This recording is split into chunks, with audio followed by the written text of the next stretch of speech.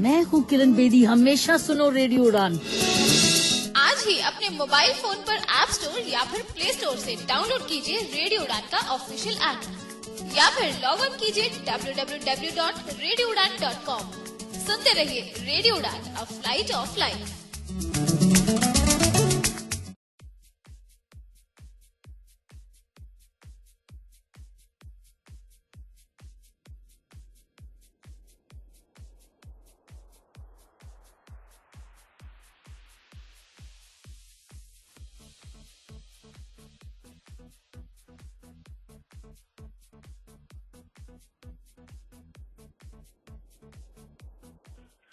जी हाँ दोस्तों, नमस्कार, आदाब, सत श्री अकाल। मैं दानिश महाजन एक बार फिर से प्रोग्राम बदलता दौर में आपका स्वागत करता हूँ। रेडियो उड़ान पर बदलता दौर लगभग पिछले 2 सालों से हर संडे 9 बजे डिसेबिलिटी से रिलेटेड तमाम इश्यूज पर चर्चा लेके हाजिर होता है और उसी प्रोग्राम के दौरान एक बार फिर से हम आपके साथ मुखातिब हैं एक और इशू पर बात करने के लिए, जो कि आजकल चर्चा का मुद्दा बना हुआ है। इस पे बात करेंगे और आपको पैनलिस्ट से भी मिलवाएंगे, लेकिन उससे पहले आज की हेडलाइंस।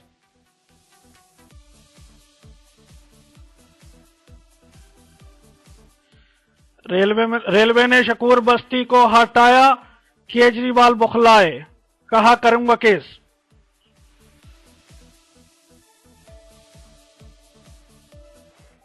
सऊदी अरब में होंगे अहमद जवेद भारत के नए राजदूत।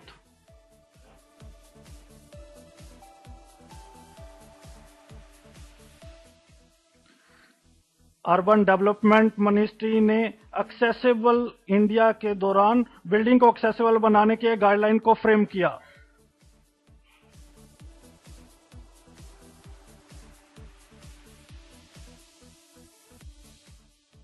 टेक्सशेयर 2016 की रजिस्ट्रेशन शुरू, 3-4 मार्च को होगा प्रोग्राम डिजिटल इंक्लूजन को लेकर।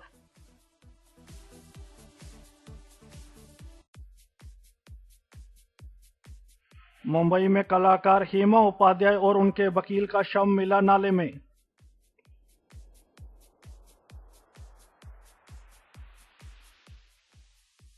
पेरिस के जलवायु समिट में भारत की लगभग तमाम बातों को दी तवज्जो। जलवायु पर तमाम इश्यूज का मसौदा दिया मंत्रियों को, आज रात को हो सकती है डील।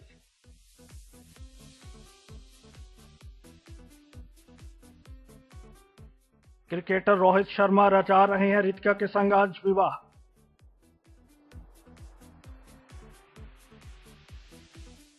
और सनी देओल जल्दी ही कर सकते हैं अपने बेटे को बॉलीवुड में लॉन्च।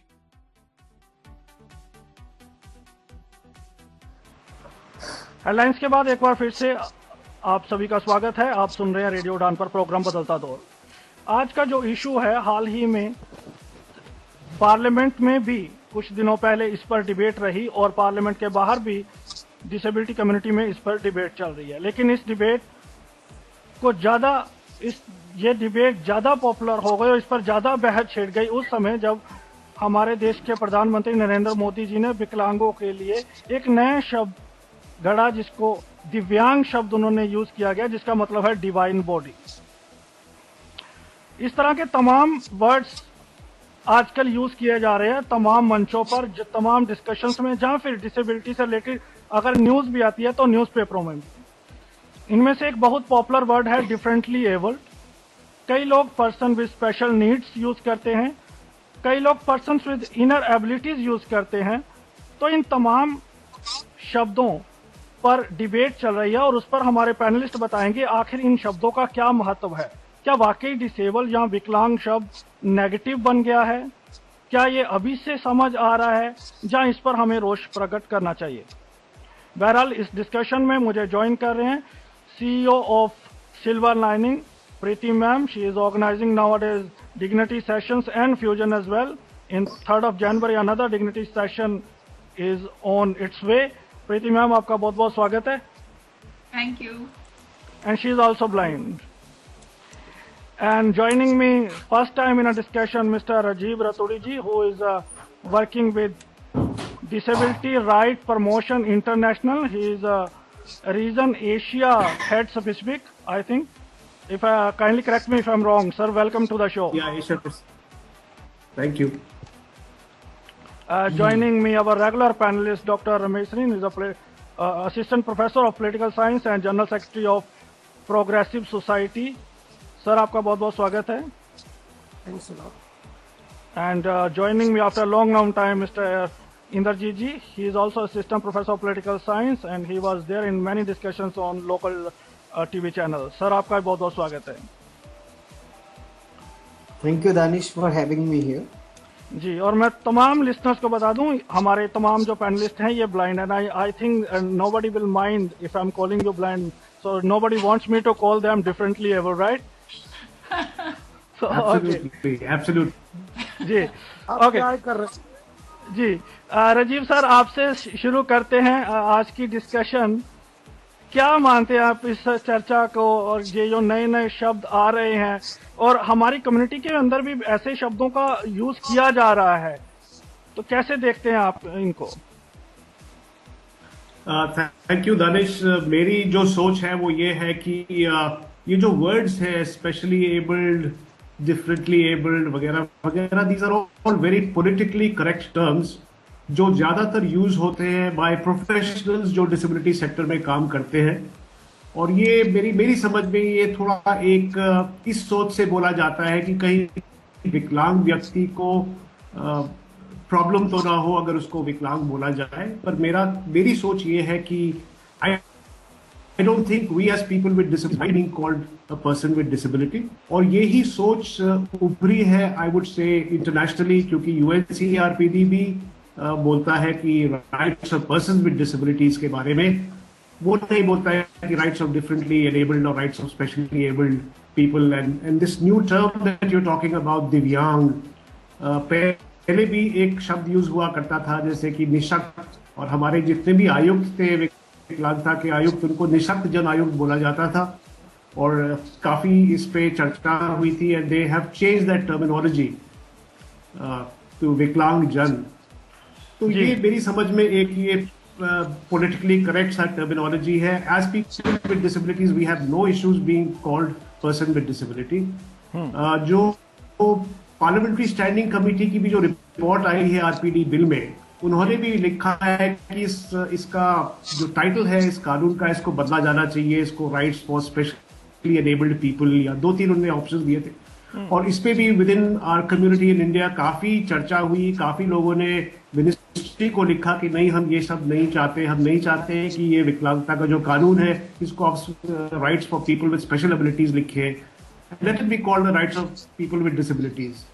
और मेरी जो जहां तक समझ है, शायद मिनिस्ट्री ने भी इसको माना है, इसको they have taken it forward. So hopefully this will prevail. जी, प्रीति मैम, आप क्या कहेंगे, आपके ओपनिंग कमेंट्स, और क्या आपको लगता है जो लोग इस टर्मिनोलॉजी का यूज करते हैं वो भूल जाते हैं कि आज भी करोड़ों ऐसे डिसेबल लोग हैं जो रूरल एरिया में हैं, जो even they don't know if they can study? जी देखिए, डिसेबिलिटी है. अगर हम विकलांग हैं तो विकलांग है, इंसान है तो इंसान है, जानवर है तो जानवर है, वो वही रहेंगे. एंड इसमें कोई, फर्स्ट ऑफ ऑल, ये हमारा दोष नहीं है. It's not our fault that we are disabled. इसके लिए हमें शर्मिंदा होने की कोई जरूरत नहीं है. हम डिसेबल्ड हैं, हम ब्लाइंड हैं, उसको भी मतलब बहुत थोड़ा विजुअली इम्पेयर्ड भी जो हम कहते हैं वो भी थोड़ा स्टाइलिश में आ जाता है. कोई बात नहीं, वो तो फिर भी इतना ज्यादा गड़बड़ वाला नहीं है. लेकिन आई फील दैट क्यों ये होता है, मेरे हिसाब से ये इसलिए होता है क्योंकि कहीं ना कहीं विकलांग को, डिसेबल को छोटा मानते हैं, बुरा मानते हैं. तो वो उन्हें लगता है कि जो डिसेबल्ड हैं, जो विकलांग हैं, वो कहीं सच में, जैसे राजीव जी ने कहा, कहीं बुरा ना मान जाएं, कहीं अपने आप को छोटा ना समझें. तो ये उनकी सोच है, ये नॉन डिसेबल्ड कम्युनिटी की सोच है. मैं तो किसी को नॉर्मल भी नहीं कह सकती हूँ, क्योंकि नॉर्मल कोई भी नहीं होता. नॉर्मल टर्म जो है बड़ी अजीब सी टर्म है. तो मेरा मानना है कि जो विकलांग है वो विकलांग है, जो, और उसके आगे भी अगर कोई किसी को कोई डिसेबिलिटी है, कोई ब्लाइंड है, कोई हियरिंग इम्पेयर्ड है, किसी को नहीं सुनता है, तो ठीक है, दैट्स ऑल राइट, दैट्स वो वैसा ही है। इसमें कोई शर्म की बात नहीं है, और इसमें कोई और एक चीज मैं और यहाँ पे पॉइंट आउट करना चाहूंगी कि शायद कहीं ना कहीं एक गिल्ट कॉम्प्लेक्स भी नजर में आता है कि हमारे पास सब कुछ है, जो नॉन डिसेबल कम्युनिटी है, कि हमारे पास हम टोटली ठीक ठाक हैं, तो कहीं उन्हें गिल्टीनेस लगती है, ताकि वो इसको इसलिए वो अजीब व गरीब शब्द निकाल के लाते हैं, तो इसका एक्चुअली कोई जरूरत नहीं है जी। और मधु मैम क्वेश्चन कर रही हैं, और लिसनर्स आप भी अपने क्वेश्चन हमें सेंड कर सकते हैं। हमारी स्काइप आईडी है RADIOUDAAN पर। Sareen sir, actually differently able थोड़ा समझाएंगे इसका मतलब है क्या? और मधु मैम कह रही हैं कि ऐसे शब्द तो पता ही नहीं लगता ये एग्जिस्ट कहाँ से हुए हैं।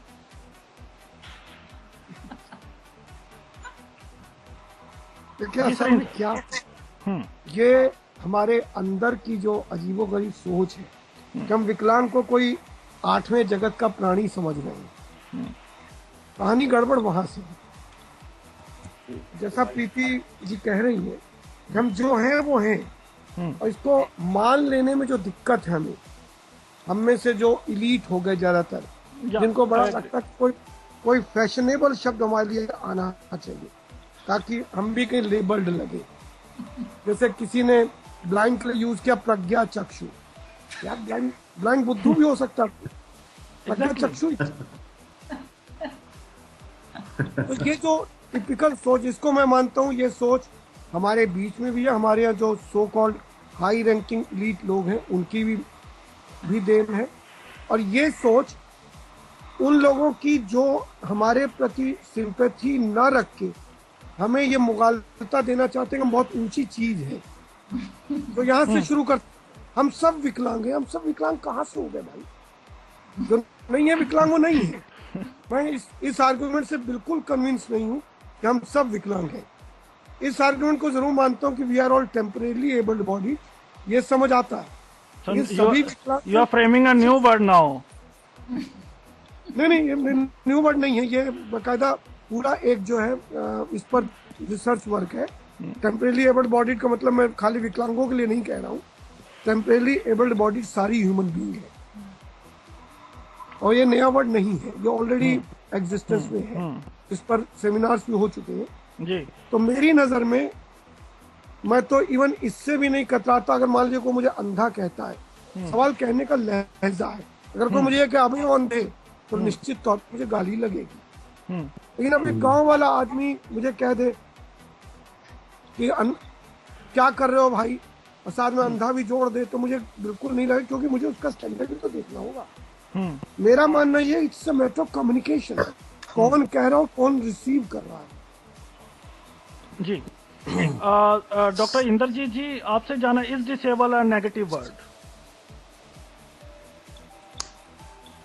Yes, Danish, I really think that it is a negative term, and जो आपने क्वेश्चन रेस किया कि ये कहाँ से एग्जिस्टेंस स्टार्ट होती है डिफरेंटली एबल्ड या जो अदर रिस्पेक्टेबल वर्ड है, that is a product of modernity and theory of justice in political philosophy.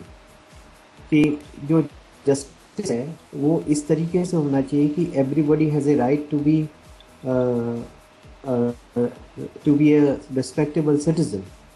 तो एक सिविलाइज्ड वर्ल्ड में एक टर्मिनोलॉजी होती है। अगर इस चीज़ का महत्व नहीं होता तो गाली का कोई महत्व, वो डेरोगेटरी कभी गाली मानी ही नहीं जाती। किसी चीज़ को हम गाली मानते हैं, किसी चीज़ को हम सिविलाइज्ड वे मानते हैं। तो अगर पर्टिकुलरली अब डिसेबल्ड पे मैं आ जाऊँ, we all are prisoner of hopes and we have got hopes and we want to be treated with respect and dignity। तो अगर अंधा कह दिया जाए या फिर कुछ और डेरिवेटिव टर्म्स यूज कर दिया जाए, तो वो आपकी सेल्फ रिस्पेक्ट और सेल्फ डिग्निटी ख़त्म हो जाती है। लेकिन एक सिविलाइज्ड वर्ल्ड में जहाँ पे हम जस्टिस की बात करते हैं, जहाँ पे हम एक डिग्निटी की बात करते हैं, हर एवरी एंड ईच सिटीजन, वहाँ पे हमको ये एक्सेप्ट करना पड़ेगा, realities are these that we have to treat everybody with respect and dignity. अगर वो करना है तो आप उस तरीके की टर्मिनोलॉजी को नहीं यूज कर सकते। और आपने अभी पास्ट में देखा भी है, क्रिकेट में भी देखा है और जगह भी देखा है, जहाँ रेशियल टर्म्स यूज होती हैं तो कितना सीरियस इशू हो जाता है। टू से टू कॉल समबडी अंधा, टू कॉल समबडी, या कोई लेडी के लिए करता है या ब्लैक के लिए करता है, it is an abuse these days. It is not acceptable in civilized society. So we you are have okay to, with differently abled or a person with special needs and like yes, that? these are new invented terms and we need to invent more terms. अगर एक के साथ हम नहीं वो comfortable है। Well, 90% people are not agreed with you. I tell you. Yeah, Even- yeah. they may disagree with me, but लेकिन अभी जो theory of justice को अगर उठा के देखेंगे, वहीं से ये टर्म आता है कि सबको रिस्पेक्ट के साथ ट्रीट किया जाए, किसी को ऐसे ट्रीट ना किया जाए कि उसको somebody should feel bad about it. Okay. अब Let's एससी के carry बारे में forward भी this आप argument. जानते ही हैं। Let's carry forward this Can I argument. just add on to this? Danish, can I just add on to what Dr. Indrajit has said? जी please. Hello, देखो जी। ये जो the term person with disability जो है, this is widely acclaimed to be the correct way of addressing people with disabilities for the reason that इसमें आपका जो पर्सनहुड है उसको पहले एड्रेस किया जा रहा है, person with disability. So you are addressing the personhood first and then you are talking about the disability. तो ये एक मेरे समझ में तो से कम ये है that this appears to be the correct way of addressing people with disabilities where you are respecting Ratul their साहब, person। यही प्रश्न मेरा है जो अभी सरीन सर और इंद्रजीत सर ने उठाया। बेसिकली अगर हम अंधा शब्द की बात करें तो अंधे इज ये ब्लाइंड का मतलब है, लेकिन जब कोई अंधा बोलता है तो हमें समस्या होती है। जब कोई वर्ड बनते हैं फिर हमें उससे भी प्रॉब्लम होती है। अगर कोई मुहावरा यूज करता है हमें, जिसमें अंधा, जैसे कई मुहावरे हैं ऐसे, तो उसमें भी हमें प्रॉब्लम आती है। तो एग्जैक्टली क्या हम सेटिस्फाई होना नहीं चाहते, या वाकई ये टर्म्स इनका कोई महत्व नहीं है? इसको कैसे देखते हैं आप? See, as society has progressed, this is my feeling again, and I may be wrong, but I feel कि जैसे society ने progress किया है, तो ये जो शब्द पुराने शब्द हैं, like लूला, लंगड़ा, अंधा, ये आज के जमाने में they are not very acceptable terms, I feel, and इनको हम derogatory समझते हैं। किसी को भी लूला बोलना, किसी को लंगड़ा बोलना, किसी को lunatic बोलना, किसी को idiot बोलना, these are all derogatory terms of referring to people with disabilities। हाँ, जो सरीन साहब ने बोला है कि ये किस कॉन्टेक्स्ट पे बोला जा रहा है वो भी इम्पोर्टेंट है, एंड अगर so I agree with him on that count, but personally I feel that we progress so much all over the world कि हमको ये टर्म्स अब नहीं यूज करना ही बेहतर है। डेरोगेटरी हो जाते हैं, खासतौर से वर्ड्स लाइक लूनेटिक्स, इडियट्स, लूला, लंगड़ा, इससे गूंगा, whilst they convey what you are wanting to sort of convey across, but at the same time थोड़ा derogatory लगता है। और hate speech का भी एक मामला है, when you talk in detail about people with disabilities and लूला, लंगड़ा वगैरह जो speech पे आ जाता है, तो ये भी एक मुद्दा है और इसको कुछ हद तक एड्रेस करने की कोशिश की गई है, that use of derogatory terms, use of derogatory languages is discrimination and you can challenge this। तो we have suggested even that कुछ punitive measures होने चाहिए in place कि अगर आप किसी को derogatory words use कर रहे हैं, hate speech use कर रहे हैं, hate language use कर रहे हैं person with disability के साथ, तो आपको punish होना चाहिए कुछ। आज आप एक दलित व्यक्ति को जो पुराने वर्ड्स थे उससे नहीं यूज करते हैं, there were other words जिससे पहले को बोला जाता था। Today it is a penal offense to address a Dalit other than using the word Dalit। So this is what I have to say। जी, बहुत सारे लोग, प्रीति मैम, जब मेरी बात होती है तो वो कहते हैं this is our way of interpretation, और बहुत सारे, और आप जैसे जो हमारे देश के हेड है मोदी जी, वो जब दिव्यांग शब्द यूज करते हैं तो एक काफी हंगामा होता है। तो आपको नहीं लगता ये डिवाइन बॉडी, इस तरह के शब्द बस इंग्लिश, अगर हमें पर्सन विद स्पेशल नीड्स या person with inner abilities, I think inner ability जहां तक मैं समझ पाता हूँ अपनी समझ के हिसाब से अंदरूनी हमारे पास योग्यताएं हैं, तो अगर उस कॉन्टेक्स्ट में फिर देखा जाए फिर तो दिव्यांग भी सही है जी। ये क्या परसेप्शन रिफ्लेक्ट करता है सोसाइटी में? जी देखिए परसेप्शन, मैं इसको पहले हमारी जो डिसेबल कम्युनिटी है उसके लिए कुछ कहना चाहूंगी कि शब्द अच्छे बुरे नहीं होते हैं, शब्दों को यूज करने का तरीका अच्छा बुरा होता है। क्योंकि ये बहुत पुरातन टाइम से, ओल्डन डेज से आ रहा है कि अंधों की तरह चल रही है। Now that is amazing. I mean वो इस तरीके से इसको यूज किया गया है क्योंकि कभी किसी ने इन चीजों को रोका नहीं।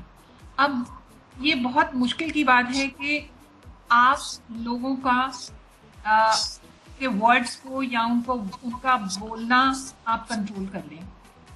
It's a very very difficult task. But however, जो मैं हूं, अगर मैंने अपनी विकलांगता या अपनी डिसेबिलिटी को एक्सेप्ट किया है, अच्छी से एक्सेप्ट कर लिया है, then it's okay, it's all right, because it's not about me, it's about them। वो मेरे को उसका बुरा नहीं लगता, बिकॉज ठीक है, अब उसकी परसेप्शन ऐसी है, मैं किस की परसेप्शन रोकने जाऊंगी, नंबर 1। नंबर 2, ये जो नए नए शब्द आ रहे हैं, definitely they are trying, prime minister is also trying and everybody else is also trying to give us a darja above where they think we are। हम तो वही हैं, हम वही रहेंगे, हम अच्छे भी हैं, हम बुरे भी हैं, हम चोर भी हैं। ऐसा नहीं, कोई ब्लाइंड चोर नहीं हो सकता। ऐसा नहीं है कि कोई you know person with a disability कोई गलत बात नहीं कह सकता या बहुत एक्सीलेंट नहीं हो सकता या एवरेज भी हो सकता है।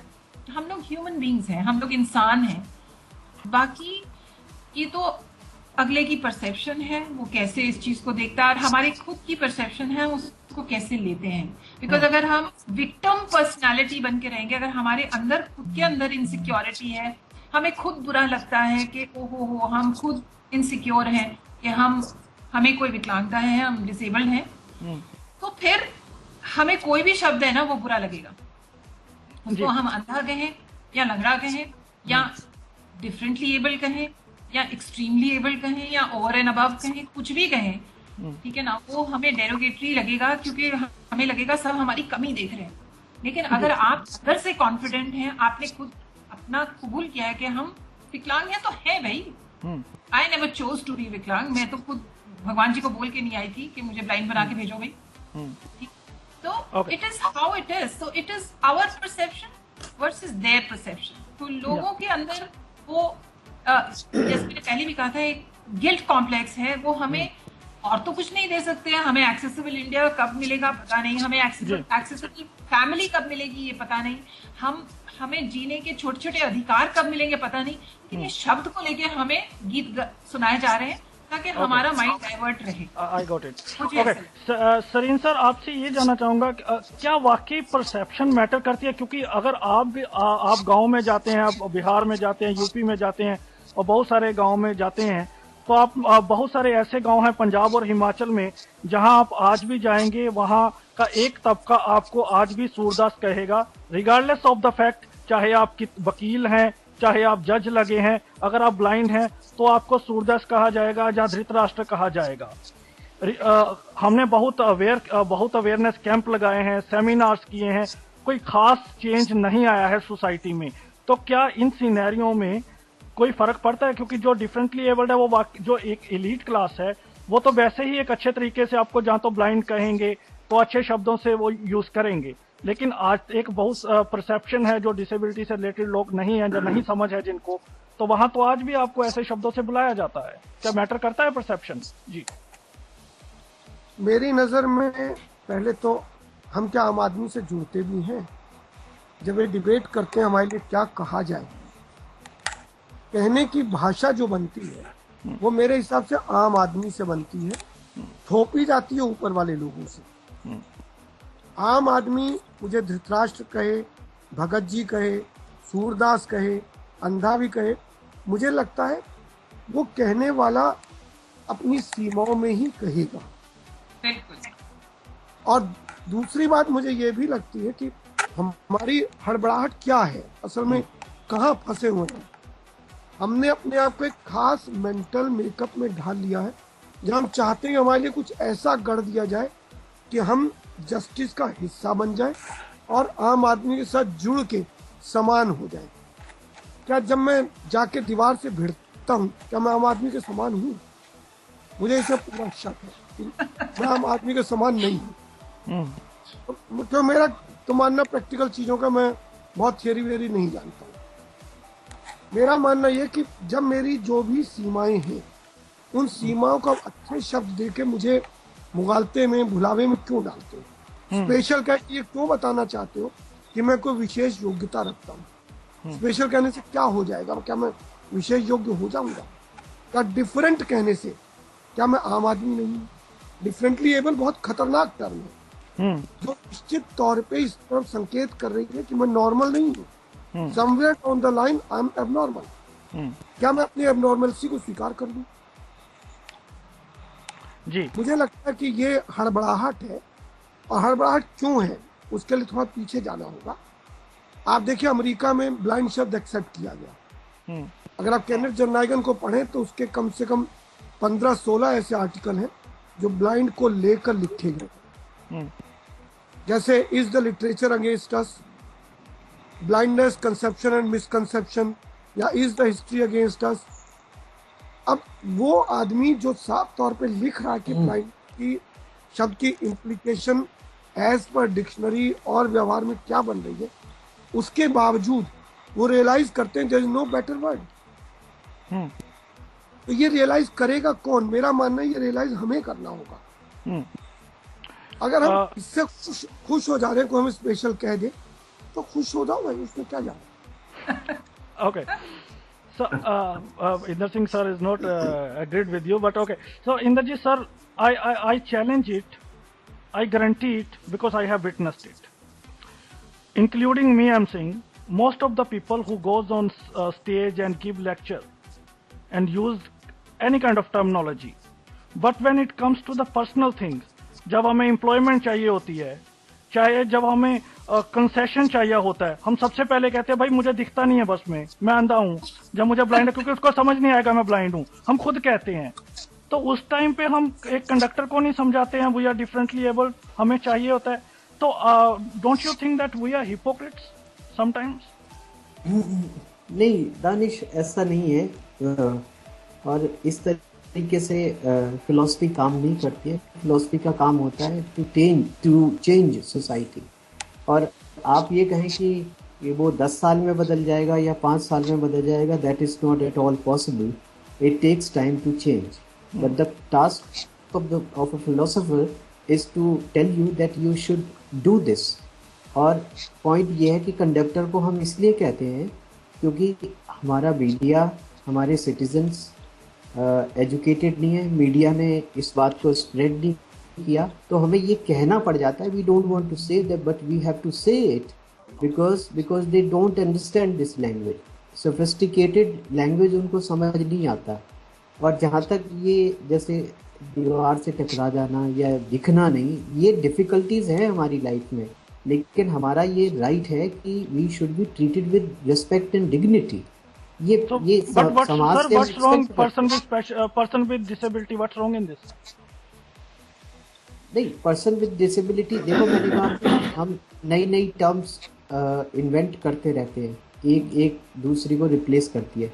जैसे पर्सन विद डिसेबिलिटी है, वो आपको डिसेबिलिटी लेके आता है, लेकिन एक और टर्म उसके बाद आया कि पर्सन डिफरेंटली एबल्ड, यानी कि आप एबल्ड हैं लेकिन आप डिफरेंट वे में काम करते हैं। उसका बस पर्पज यही है। कोई बहुत हाई फाई जैसे दिव्यांग वर्ड, बहुत हैवी वर्ड मेरे को लगता है, वो नहीं है, लेकिन आप एबल हैं लेकिन डिफरेंट वे में आप काम करते हैं। जैसे आप जाते तो हैं लेकिन स्टिक के साथ जाते हैं, या आप कोई काम करते हैं ब्रेल से काम करते हैं। उसका मीनिंग इतना ही है। अगर उसको बहुत ज़्यादा वो लेके चलेंगे कि ये बहुत एक अलग ही तरीके का है एंड इसको एक्सेप्ट नहीं करेंगे, then we cannot modernise ourselves, we cannot modernise our society.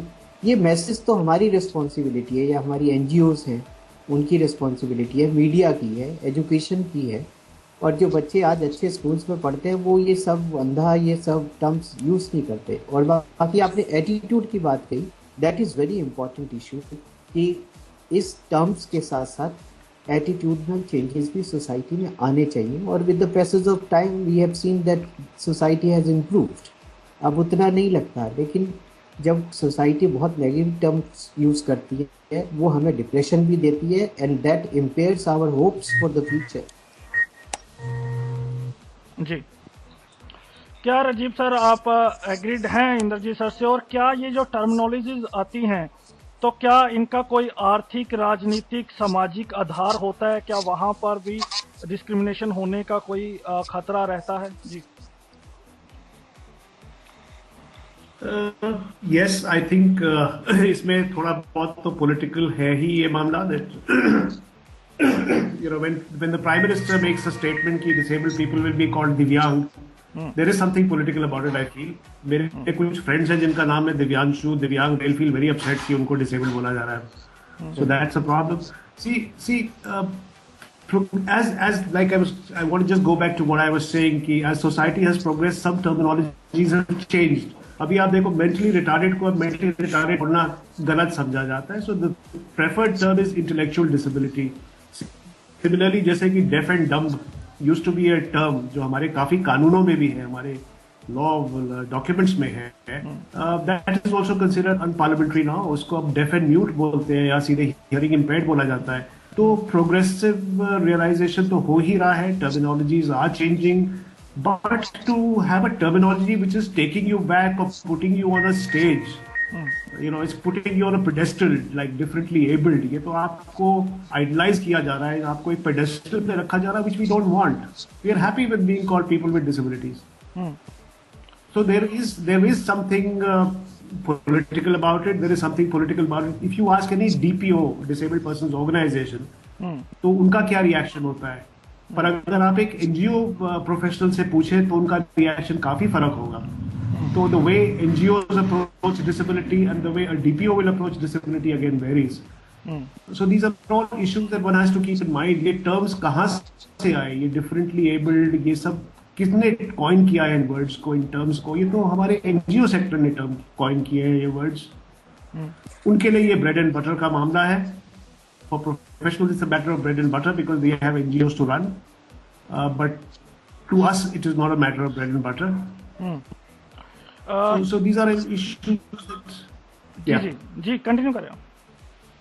Yeah, no, this is just what I wanted to convey. Okay. दो प्रश्न मैं लेता हूँ. एक कलकत्ता से हमें प्रश्न आ रहा है और एक चेन्नई से हमें प्रश्न आ रहा है. तो वो प्रीति मैम ये दो प्रश्न आप एड्रेस करें. उनका कहना कि अभी आपकी डिस्कशन को हम सुन रहे हैं तो उसमें ब्लाइंड शब्द पर तो किसी को कोई आपत्ति नहीं है, लेकिन ब्लाइंड का जो हिंदी मतलब है उसको नेत्रहीन, दृष्टिहीन या अंधा कहा जा रहा है. तो उसमें ये तो सिर्फ हमें इंग्लिश और हिंदी ट्रांसलेशन के अलावा कुछ नहीं दिखता. इंग्लिश पर सहमति क्यों और हिंदी पर नाराजगी क्यों? और दूसरा क्वेश्चन ये आ रहा है कि इंद्रजीत सर कह रहे हैं कि इनको डिफरेंटली एबल जैसे शब्द ये यूज करते हैं जो कि हम समझते हैं बहुत नेगेटिव है, लेकिन इनको दूसरी तरफ दिव्यांग शब्द पे कोई उस पर इनको आपत्ति है, लेकिन डिफरेंटली एबल और इनर एबिलिटीज पर इनको नहीं है. जी तो पहला सवाल पहले कि हाँ, हम लोग इंग्लिश में सुनने में हमें बुरा नहीं लगता, थोड़ा फैंसी हो जाता है, थोड़ा फैशनेबल हो जाता है, तो ब्लाइंड शब्द चल जा रहा है. क्योंकि आप देखेंगे कि आज भी कितना भी हम कह लें, कुछ भी हम कह लें, जो लोग इंग्लिश अच्छी से नहीं बोल पाते हैं वो लोग सोसाइटी में बहुत पीछे रह जाते हैं. मैं एम्प्लॉयमेंट में काम कर रही हूँ, employment for people with disabilities भी, और मैं रेगुलर एम्प्लॉयमेंट्स भी करती हूँ. और मुझे जितनी भी पोजीशंस आती हैं वो भले 8,000 रुपए पर मंथ की आती हो, तो उसमें एक लाइन लिखी होती है गुड इंग्लिश कम्युनिकेशन स्किल्स, तो वो मिलते ही नहीं है. तो उनको ये जो इंग्लिश वाली बात है और ये हिंदी वाली बात है, ये बिल्कुल जिन्होंने भी ये सवाल पूछा है बहुत अच्छा पूछा है. अंधा, दृष्टिहीन, दृष्टिबाधित और ब्लाइंड में कोई फर्क नहीं है. और आई डोंट थिंक कि सिर्फ वो सुनने में हमें क्योंकि वो इंग्लिश में आ रहा है तो वो आई थिंक वो साइकोलॉजी इंग्लिश वाली इसमें भी लग रही है कि वो फैंसी हो गया, तो एक्सेप्टेबल हो गया. और ये गाली में भी यूज किया जाता है, कोई अंधे, तो ये डेरोगेटरी तरीके से यूज किया जाता है. तो किसी को अंधा बोल दो तो उन्हें लगता है कि गाली दे दी. एक तो मेरे पॉइंट ऑफ व्यू ये है। दूसरा शब्द दूसरा सवाल हम इंद्रजीत सर से ही पूछते हैं क्योंकि उनसे रिलेटेड है, उनके कमेंट है जी। Right, that would be better. जी इंद्रजीत सर। जी मैं ये कहना चाहता हूँ कि ये जो ब्लाइंड इंग्लिश में भी अब उतना एक्सेप्टेबल नहीं है। नहीं आप उसका बताएं कि आपको जो दिव्यांग शब्द मैं बता रहा हूँ। और जो हिंदी की बात है, हिंदी में ऑब्जेक्शन नहीं है, हिंदी में दृष्टिहीन एक्सेप्टेबल है, कोई ऐसा नहीं है कि वो डेरोगेटरी वर्ड है। अंधा वर्ड जो है डेरोगेटरी है। और जब ये दिव्यांग की बात आई, मेरे को ये लग रहा है कि ये बहुत ही जैसे हमारा जो पास्ट है उसको रोमांटिसाइज करने की कोशिश की गई है मिस्टर मोदी के द्वारा। और दिव्यांग शब्द एक बहुत हैवी टर्म है जो कि गॉड तक चला जाता है, इंसान को इंसान नहीं रहता। जैसे हिंदुस्तान में देखो, दो चीज़ें I would like to emphasise. एक, इंडिया में औरत को देवी कहा गया, लेकिन उसको एक नॉर्मल स्टेटस भी हिंदुस्तान में नहीं मिला। उसके बाद इसी बेस पे हिंदुस्तान में जब गांधी ने एससीज को हरिजन कहा तो वो ऑब्जेक्शनेबल माना गया। तो उसी तरीके से उसी बेस पे मैं ये कह रहा हूँ कि ये टर्म बहुत हैवी है, एक नॉर्मल कॉनोटेशन नहीं देता है। और मेरा कोई ज़्यादा इसमें ऑब्जेक्शन नहीं, ठीक है, जितनी उनकी समझ है उन्होंने कहा, ठीक अपने हिसाब से। लेकिन मेरे को लगता है कि ये थोड़ा सा ज़्यादा हैवी टर्म है, इसमें आइडियलिज्म ज़्यादा है, प्रैक्टिकलिटी मिसिंग है। तो टर्म्स वही यूज़ होनी चाहिए जिसका कुछ प्रैक्टिकल बेस हो। और जो डिफरेंटली एबल की बात कही कि भाई ये एक्सेप्टेबल है, डिफरेंटली एबल का मैंने यही एक्सप्लेनेशन दिया है कि वो एक ऐसी टर्म है कि आपको ये डिफाइन करती है कि आप काम करते हैं लेकिन इन्हें डिफरेंट वे करते हैं, लेकिन वो आपको गॉड तक नहीं ले जाता। That is something it is kind of normal, it gives normal connotation. ये मेरे को लगता है। तो अगर आप डिफाइन करेंगे, थोड़ा डेफिनेशन देंगे, तो वो थोड़ा लाइट टर्म भी लगता है और रिस्पेक्टेबल टर्म भी लगता है। या I would like to say something. मैं इस पे ऐड, ये रिस्पेक्टेबल की बात मैं कह सकती हूँ। कैन आई से जस्ट अ फ्यू वर्ड्स? जी। मुझे हमेशा लगा है और मैंने ये भी हमेशा सीखा है कि जो रिस्पेक्ट नाम की चीज है, और ये जो है, this has to be earned, ये हमें कमानी पड़ती है, हमें अपनी इज्जत कमानी पड़ती है, अपने लिए रिस्पेक्ट कमाना पड़ता है। तो I am just putting this as a you know, now that this word is keep coming forward, बार बार ये शब्द पे हम लोग बात कर रहे हैं, तो रिस्पेक्ट हमें कमाना पड़ता है। डिग्निटी भी हमें अपने अंदर से लेके आनी पड़ती है। पहले हमें अपने आप के अंदर डिग्निटी लेके आनी पड़ती है। जब हम लोग कंट्रीब्यूटर्स धीरे धीरे बन जाएंगे तो शायद ये चीजें हमें अपने आप मिलने लगेंगी, और शायद हम लोग इतने इनसिक्योर नहीं रहेंगे, तो हमें कोई भी शब्द बुरा नहीं लगेगा। जी। पाकिस्तान से एक मैं मैसेज पढ़ दूं। एक पाकिस्तान से मैसेज आ रहा है जो कह रहे हैं कि हमारी नज़र में तो ये है कि डिफरेंटली जो साइटेड लोग हैं वो भी किसी की हेल्प लेते रहते हैं, तो वो भी अलग अलग तरीके से सबकी हेल्प लेते हैं। कुछ ऐसे साइटेड हमारे फ्रेंड्स हैं जो हमसे काम करवाते हैं, तो लेकिन हम उनको डिफरेंटली, क्या हम उनको भी डिफरेंटली एबल्ड कह सकते हैं? सरीन सर, एक शुरू कर आपसे करते हैं कि आपसे ये सवाल है, जैसे अभी इंद्रजीत सर ने आवाज उठाई, हरिजन शब्द ऑब्जेक्शनेबल था लेकिन यूज किया जाता है आज भी। जैसे इंद्रजीत सर ने भी खुद कहा कि बहुत सारी फीमेल्स के लिए देवी शब्द यूज होता है, तो फिर ऐसा ये इंडियन कल्चर में रहा है और लोग यूज करते रहे हैं समय समय पर, तो फिर दिव्यांग शब्द इसको हम पॉलिटिसाइज कर रहे हैं या है ही पॉलिटिकल टर्म, जैसे राजीव सर ने कहा? देखिए, अगर किसी को बुरा ना लगे तो मैं बहुत सीधी सीधी भाषा में कहना चाहूंगा जी कि दिव्यांग शब्द एक रिएक्शनरी फिलॉसफी की उपज है। एक तरफ हमें पढ़ाया जा रहा है कि हम अपने कर्मों का फल झेल रहे हैं, इसलिए अंधे बने या विकलांग बने।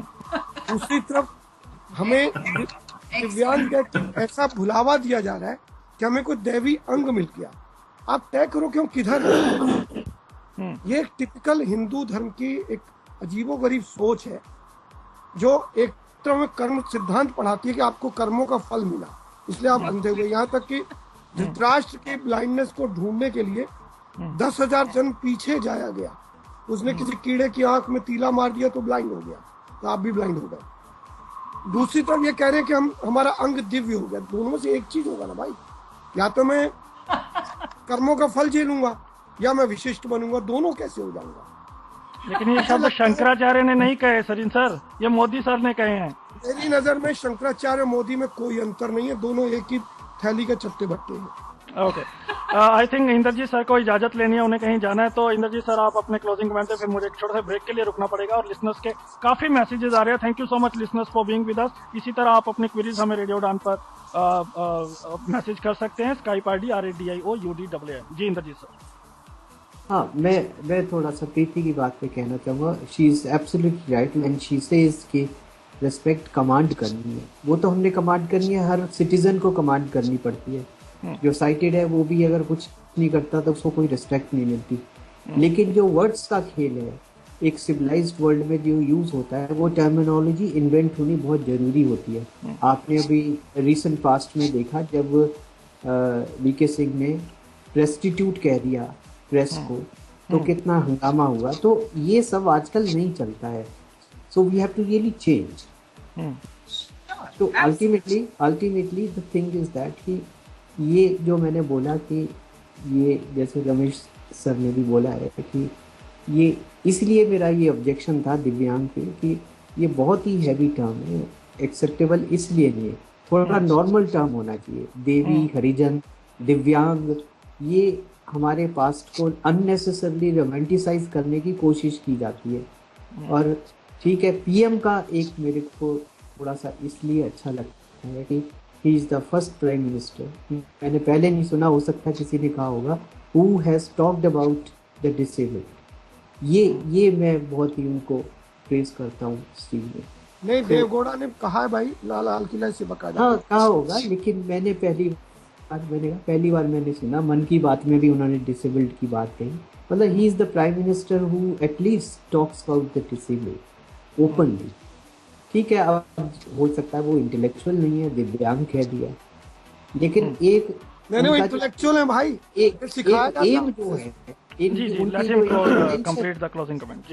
उनका जो इंटेंशन है वो राइट डायरेक्शन में जा सकता है। ये बात मतलब इट इज श्योर। तो ये है कि अब बाकी सोसाइटी का जो एक्सप्लॉयटेशन का मैकेनिज्म रहता है, जो हमारे ट्रेडिशनल स्ट्रक्चर्स रहे हैं, वो उनके पास बहुत सारे सोसाइटी के दूसरा जो कमज़ोर सेक्शन होता है उसको एक्सप्लॉयट करने के मैकेनिज्म्स होते हैं। डेरोगेटरी टर्मिनोलॉजी भी उसी का पार्ट है। तो अनलेस यू डिस्ट्रॉय और abolish these tools, you cannot feel free. This is what I want to say. Thank you so much Indrajit sir, अपना प्रीशियस समय देने के लिए। हम इसको कंटिन्यू करेंगे। छोटे से ब्रेक के लिए रुका, ब्रेक के बाद हमारी डिस्कशन इसी तरह कंटिन्यू रहेगी। बने रहिए रेडियो उड़ान पर।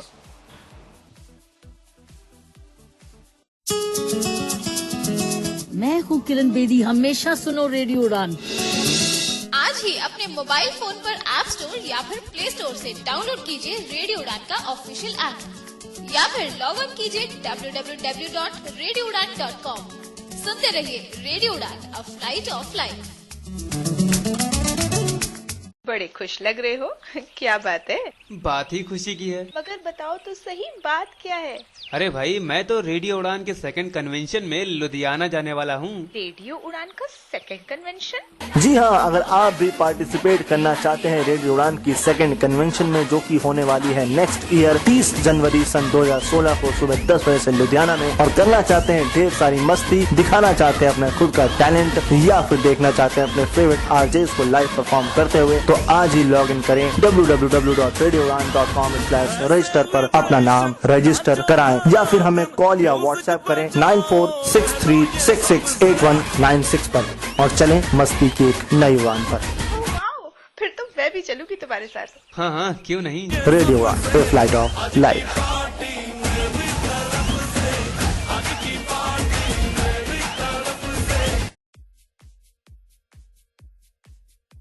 वेलकम बैक फ्रेंड्स, आप सुन रहे हैं रेडियो उड़ान बदलता दौर, और आज हम बात कर रहे हैं impact of changing terminology for the disable person. हमारे साथ है राजीव सर, हमारे साथ है प्रीति मैम और डॉक्टर रमेश सिंह। अभी अभी हमसे इजाजत ली डॉक्टर इंद्रजीत जी ने। राजीव सर, आपसे जानना चाहेंगे, आपने पहले कहा कि प्रोबेबली ऐसा लगता है कि ये हमारी एनजीओ ने ही टर्म कॉइन की है, तो क्या आपको लगता है कि ये हम बल्कि हमारी एनजीओ को आगे आना चाहिए और इन टर्म्स का विरोध करना चाहिए, क्योंकि majority of the people are saying divyang, differently able, these words are not acceptable. Yes, I do agree. Excuse me. NGOs को सामने आना चाहिए और मुझे लगता है कि काफी हद तक ये लोग rights of person with disability पे काफी कुछ सहमत है, and they should come out and say कि these terms are not really acceptable, पर ऐसा हो नहीं रहा है। हालांकि they most of them agree कि डिसेबिलिटी इज एक्सेप्टेबल। जो इस तरह का रेफ्यूटेशन आना चाहिए for these different kind of terminologies वो नहीं आ रहा है। देखो, सीआरपीडी आने के बाद people with disabilities feel empowered. Whether they are empowered or not, ये दूसरा सवाल है, but we certainly feel empowered that we have an international law. Hopefully we will have a domestic law which will really talk about our rights and protect our rights, and we feel empowered. और अगर आप देखो तो सीआरपीडी बहुत person with disability पे focus करता है कि गवर्नमेंट को कंसल्ट करना है, डीपीओज को, पीपल विद डिसेबिलिटीज को, पेरेंट्स ऑर्गेनाइजेशंस को, कभी भी पॉलिसी में चेंज लाना है, school management committees, parents of disabled people की बात हो रही है, all sorts of things are happening. So this gives a general feeling of empowerment, and I certainly feel that as we progress, as we move on, we will start using the right terminologies. Indrajit sir ने बोला कि society change होने में समय लगता है. I agree completely. बहुत समय लगता है. It takes decades, it takes generations. But gradually in some areas you do feel कि हाँ कुछ बदलाव आ रहा है, कुछ एरियाज में बदलाव आना भी बहुत जरूरी है. The other thing I want to say is that हम टर्मिनोलॉजीज में ना अटके, जो नेशनल डिबेट्स, कॉन्फ्रेंसेज, टॉक्स हो रही हैं, let's not confine us to terminologies. Let's look at the larger issues. The CRPD is addressing larger issues. उस पे कोई बात ही नहीं होती है. लीगल कैपेसिटी की बात है. ऐसा नहीं है. I tell you, on Radio Udan, we have conducted more than 6 programs over RPD. Not you, Danish. जी. Not you, Danish. I'm talking about जो ड्यूटी बेयरर्स हैं, जो बदलाव ला सकते हैं. And sir, I 90% from my angle, I tell you, as far as disability people who are working in our concerns are concerned, I guarantee you nobody will pick up this issue. Because we have seen in the past, none of the issues has been picked up. अब देखिए कोई भी terminology पे नहीं उठाएगा. ये जो मुद्दे हैं ये डीपीओज के को उठाने के मुद्दे हैं. डीपीओज अक्रॉस द कंट्री, ग्रासरूट्स डीपीओज भी उभरे हैं. बड़े बड़े हमारे डीपीओज भी हैं, ब्लाइंड के, डेफ के. ये मुद्दे उठाने वाले. अगर आप परमिट करें तो मैं एग्री नहीं कर रहा हूँ कि आप लोगों ने केवल उठाया है. मैं संकेत करना चाहता हूँ. आई एम नॉट सेइंग हमने ही उठाया है, हमने उठाया है. जी यार सुन तो ले जी, शायद हम सुन ले तो चीज समझ सकते हैं. जी, मुझे याद है जिससे हमने पदयात्रा शुरू की थी 1993 में, तब अखबार में ब्लाइंडनेस के लिए कोई सही शब्द नहीं था, नेत्रहीन यूज करते थे. हमने पूरी पदयात्रा के दौरान न्यूज़पेपर से जो कवरेज कराया, जो लगभग 120 न्यूज़पेपर ने कवर किया, वो नेत्रहीन से दृष्टिहीन पर आए. बहुत ज्यादा नेत्रहीन ही शब्द यूज होता था. जालंधर में आते आते हमें एक शब्द और हाथ लगा, वो लगा नाबीना, जिसका जालंधर रेडियो ने बहुत खूबी से इस्तेमाल किया. अब पता नहीं उसमें हम शायद इसलिए स्वीकार ना करें, उर्दू वालों का शब्द है तो शायद हमारी दिक्कत हो. अदरवाइज मुझे आज भी ब्लाइंड के लिए नाबीना से बढ़िया शब्द कोई समझ नहीं आता है. जी, ओके. सो राजीव सर, आप कह रहे थे if you want to continue, तो आपका मानना है हालांकि ये शब्द, ये टर्मिनोलॉजी जो आ रही हैं वो सही नहीं है, हमें पर्सन विद डिसेबिलिटी, लेकिन बावजूद इसके आपका ये भी कहना है कि हमें टर्मिनोलॉजी में अपने आप को समेटना नहीं चाहिए. Yes, right? Because I feel there are larger issues confronting people with disabilities. मुद्दे हैं, रोजगार का मुद्दा है, शिक्षा का मुद्दा है. ये सारे मुद्दों पे नेशनल डिबेट्स होनी चाहिए, जो खास तौर से जो ड्यूटी बेरर्स है, जो पॉलिटिशियंस है, उनकी तरफ से कुछ इंडिकेशंस आना चाहिए, not on issues like differently abled, specially abled, दिव्यांग. There are larger issues concerning people with disabilities. Absolutely जी. Okay Preeti ma'am, what would you say? लेकिन एक छोटा सा मैं ये भी चाहूंगा कि अभी रिसेंटली हमने ये भी देखा, अगर लार्जर इशू की भी बात करें तो I think we are in 2015 हमने देखा रेलवे के लिए जो डायरेक्ट रिक्रूटमेंट बोर्ड जो एग्जाम आया, उसमें हमने देखा विकलांगों को तीसरी मंजिल पे बुलाया जा रहा है और बहुत जगह सिस्टम वर्क नहीं किया. तो सर उस पे भी तो कहा हमारी NGOs they come forward, only newspaper media picked up and they reacted. There is no reaction from our NGO. Danish, you're talking about blind people going to the third floor. What about orthopedically? No, I'm talking about orthopedic, sir. I'm talking about orthopedic. Yeah, that is a major issue. But जहाँ तक आपका writers का जो मामला था, वो तो डीपीओज ने उठाया ही है. खासतौर से जो रेलवे रिक्रूटमेंट एग्जामिनेशंस हो रहे हैं, उस पे तो very specifically DPO has had a major role in that issue on writers. तो हर DPO का अलग इशू है जी.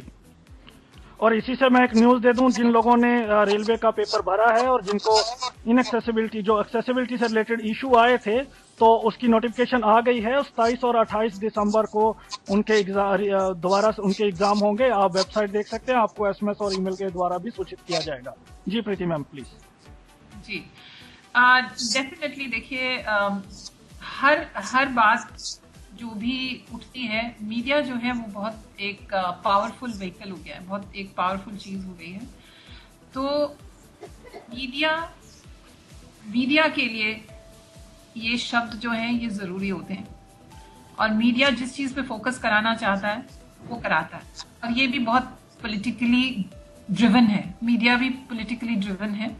तो ये सब एक हॉच पॉच है जो चलता रहेगा, और वो जो पॉलिटिक्स और जो कुछ फायदेमंद है उन लोगों को, वो हम लोगों को घुमाते रहेंगे. तो ये तो एक बात रही. दूसरा, आई डोंट थिंक कि ये शब्दों के पीछे हम लोग को इतना स्ट्रेस आउट होना पड़ता है, क्योंकि इतने सारे मुद्दे हैं. और अभी भी हम लोग पिछले 1 घंटे से बात कर रहे हैं, जो विमेन विद डिसेबिलिटीज हैं और खास करके जो ब्लाइंड लड़कियां हैं और गर्ल्स हैं, उनके इश्यूज को भी कोई छूता नहीं है, कोई कुछ नहीं बोलता है. कोई ये भी कहते हैं कि जी मैडम बड़ी मुश्किल है, ये तो जिम्मेवारी जो इनकी है ना बहुत मुश्किल है लेना, हम किसी भी इशू पे काम कर लेंगे लेकिन ब्लाइंड लड़कियों को हम हाथ नहीं लगाएंगे. ऐसी बातें हमारे NGOs तक कहते हैं. और ये जो मुद्दे हैं इनके ऊपर कोई फोकस ही नहीं करके राजी है. और बाकी जो चीजें हैं उनके ऊपर, जो ट्राइबल चीजें हैं जिससे कोई फर्क ही नहीं पड़ता है ना, उस चीज के ऊपर हम लोग ऐसे मतलब घुराने लगते हैं. इतना हम लोग डिस्कस करते हैं, इतना समय बर्बाद करते हैं, और एम्पावरमेंट फॉर ब्लाइंड विमेन कोई बात ही नहीं है, कोई कुछ करके राजी नहीं है. और फिर कहते हैं वापस सुनने में लगता है मुझे, मैं तो इस चीज से पिछले 30 साल से जूझ रही हूँ कि ये चाहती नहीं है अपना भला करना. तो अब बताइए फिर कौन सा इशू इम्पोर्टेंट है, कौन सा नहीं है. इस सब चीज का सिर्फ एक ही हल दिखता है मुझे, जो हम एज ह्यूमन बीइंग्स कर सकते हैं, कि हमें जो चीज हम कंट्रीब्यूट कर सकते हैं इस सेक्टर को, या अपनी कम्युनिटी के लिए, या अपने एनवायरनमेंट में हम जो कुछ भी अपने पेट पूजा से हटके थोड़ा सा भी, अगर 15 मिनट है या 2 मिनट है या 5 मिनट है या हमारे पास 1 दिन है, अगर हम उसको उस इशू के लिए, वो एनवायरनमेंट का इशू हो, वो डिसेबिलिटी का हो, ब्लाइंड विमेन का हो, डिसेबल्ड विमेन का हो, मेन का हो, किसी भी इशू के लिए हम कुछ अपना योगदान दे दें सिंसियरली, आई थिंक ये दुनिया जो है बहुत एक अमेजिंग जगह बन जाए. क्योंकि इतने पॉपुलेशन है इस दुनिया की, हर एक दूसरे के लिए थोड़ा सा, या एनवायरनमेंट के लिए या किसी भी मुद्दे के लिए थोड़ा सा सिंसियरली काम करे, और ये पॉलिटिक्स और मीडिया के चक्कर में ना स्ट्रेस आउट हो जाए और ना वेलेड हो जाए, मतलब गुम ना हो जाए. तो आई थिंक ये दुनिया अपने आप एक बहुत खूबसूरत जगह बन जाएगी. मेरा तो ये प्रीति मैम, आपके विचारों पर एक गुजरात से मैसेज आ रहा है मेरे पास. वो कह रहे हैं जिस दिन हमारे अभी हमारे रिप्रेजेंटेटिव जो एनजीओ के हैं वो फॉरेन में बिजी हैं, जब उनकी विजिट्स खत्म हो जाएंगी तब शायद वो सोचेंगे इंडिया के बारे में। वो आगे लिख रहे हैं कि शायद ये सारे हमारी एनजीओ रिप्रेजेंटेटिव है ये मोदी जी को फॉलो कर रहे हैं फॉरेन के चक्कर में। देखिए हमें उनसे, देखिए हम उंगली उठाते उठाते हम थक चुके हैं। अब समय ये नहीं रह गया कि हम उंगलियां उठाएं, तूने नहीं किया, उसने नहीं किया, वो करेगा, इधर बैठेगा उधर बैठेगा, उसने ऐसे बोला वैसे बोला। हाँ, अब समय ये है कि अगर हम लोग एजुकेटेड हैं, हम किसी भी तरीके से हमारे अंदर थोड़ी भी सेंसिबिलिटी है, थोड़ा भी समझ है, तो शायद हम एक तिनका उठा के खुद जोड़ना शुरू करें तो घोंसला जरूर बनेगा, ऐसी कोई बात ही नहीं है।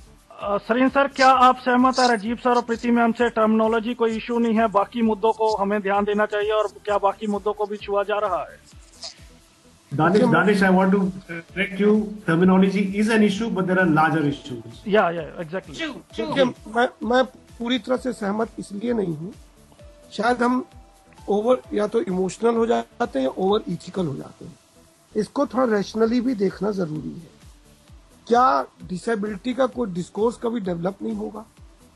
अगर होगा तो डिसेबिलिटी को क्या कहा जाएगा, कैसे हम एड्रेस करेंगे? क्योंकि देखिए, एक नाई से आप कहें कि वो दवाई दे दे, वो संभव नहीं, नाई बाल ही काटेगा।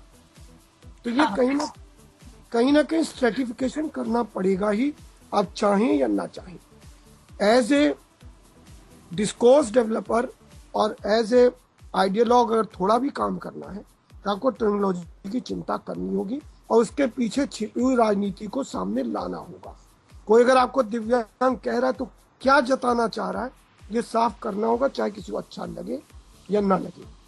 सेकेंडली, मैं ये भी मानता हूँ कि इश्यूज बहुत सारे हैं, लेकिन इश्यूज के लिए आप मुझे कहेंगे क्या, इशू को किस नाम से एड्रेस करेंगे? और ऐसा नहीं कि इश्यूज पे चर्चा नहीं हो रही है, ऐसा भी नहीं है कि इश्यूज पे कोई काम नहीं करता है।